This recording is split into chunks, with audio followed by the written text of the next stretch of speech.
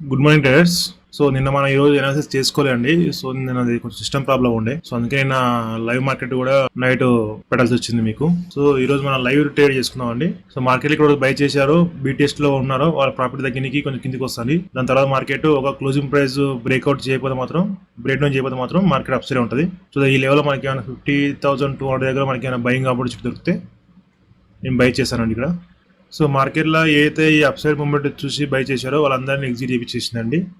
So మార్కెట్లో ఏదైతే buyers ఉన్నారో ఈ బయర్స్ని టార్గెట్ చేయాలంటే, ఇక్కడ బయర్స్ టార్గెట్ చేయాలంటే మార్కెట్ గ్యాప్ డౌన్ అవ్వాల్సిందే. కానీ గ్యాప్ డౌన్ అవ్వలేటికి, గ్యాప్ అప్ అయ్యేటికి మార్కెట్లో ఇక్కడ బయర్స్ స్ట్రాంగ్ ఉంటారండి. సో వాళ్ళు ఎగ్జిట్ అవ్వరు. సో ఇక్కడ ఎవరైతే క్లోజింగ్ మూమెంట్లో బై చేశారో అండ్ బీటీఎస్ చేశారో సో వాళ్ళ ప్రాఫిట్ దగ్గరికి మరోసారి కిందకి వచ్చేసిన తర్వాతకి మళ్ళీ అప్సైడ్ మూమెంట్ ఉంటుంది అనుకుంటానండి.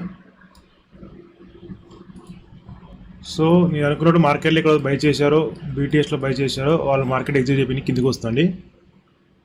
ఓకే, సో ఇక్కడ నుంచి మనకి ఆ మార్కెట్ అప్ సైడ్ దొరికితే బై చేస్తాను, లేదు క్లోజింగ్ ప్రైస్ బ్రేక్ డౌన్ అయితే మాత్రం సెల్లింగ్లోకి వచ్చేస్తానండి. సో మార్కెట్లో ట్రేడ్ ఎంట్రీ తీసుకున్నానండి.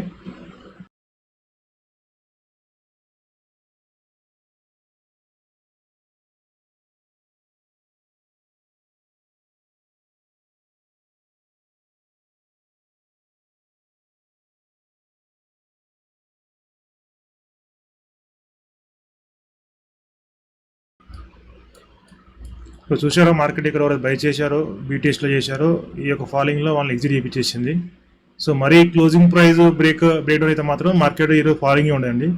సో అందుకే మార్కెట్ జస్ట్ వాళ్ళకి వార్నింగ్ ఇచ్చి, సో ఈ ఫాలింగ్లో ఇక్కడ ఎవరైతే బీటీఎస్ చేసి ఉంటారో లేదా ఓల్డింగ్స్లో ఉంటారో వాళ్ళని ఎగ్జిట్ చేయించిన తర్వాత మార్కెట్ ఎగైన్ అప్ సైడ్ అండి. సో ఇక్కడ రిస్క్ అని తగ్గించుకున్నానండి. ఇక్కడ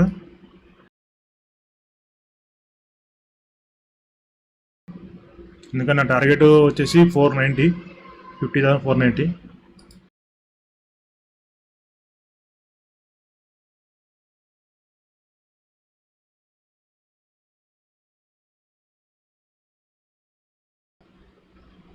సో ఇప్పుడు నా లాస్ వచ్చేసి 0 అండి.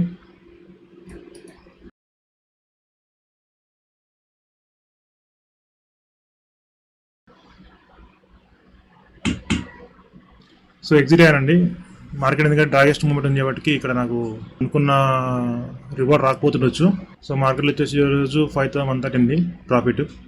50,500 బ్రేక్ అయిందంటే మార్కెట్ నెక్స్ట్ వచ్చేసి 50,700 అండి. సో మళ్ళీసారి డిస్కషన్ చేస్తున్నామండి ఈరోజు బయింగ్ ఎందుకు చేశాను, సో ఎందుకంటే మీకు అర్థమవుతుంది.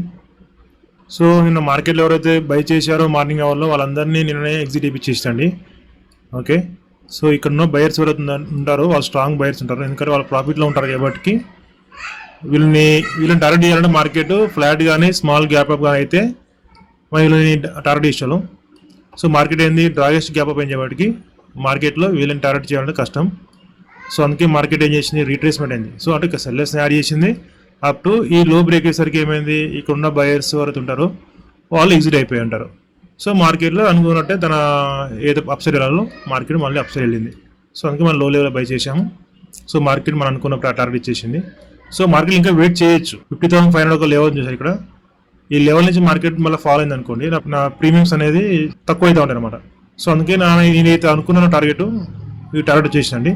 సో అక్కడి నుంచి మార్కెట్ మళ్ళీ రీట్రేస్మెంట్ అయ్యి మళ్ళీ అప్ సైడ్ వెళ్ళాలి మార్కెట్, మళ్ళీ డౌన్ సైడ్ అయితే లేదండి. నాకు తెలిసి ఈరోజు టార్గెట్ వచ్చేసి 50,700 అండి. ఒకవేళ మళ్ళీ లేదు ఈ స్వింగ్ బ్రేక్ చేసిందంటే 50,200 బ్రేక్ చేసిందంటే మార్కెట్ 50,000 టార్గెట్ అండి నెక్స్ట్ వచ్చేసి. సో నా లైవ్ ట్రేడ్, నా అనాలిసిస్ మీకు నచ్చినట్టయితే లైక్ చేయండి, షేర్ చేయండి, సబ్స్క్రైబ్ చేసుకోండి. ఎందుకంటే నేను చేసే ఈ లైవ్ ట్రేడ్ అనేది మీకు లైవ్లో మీకు ఎలా ట్రేడ్ చేయాలనేది మీకు అర్థమవుతుందండి.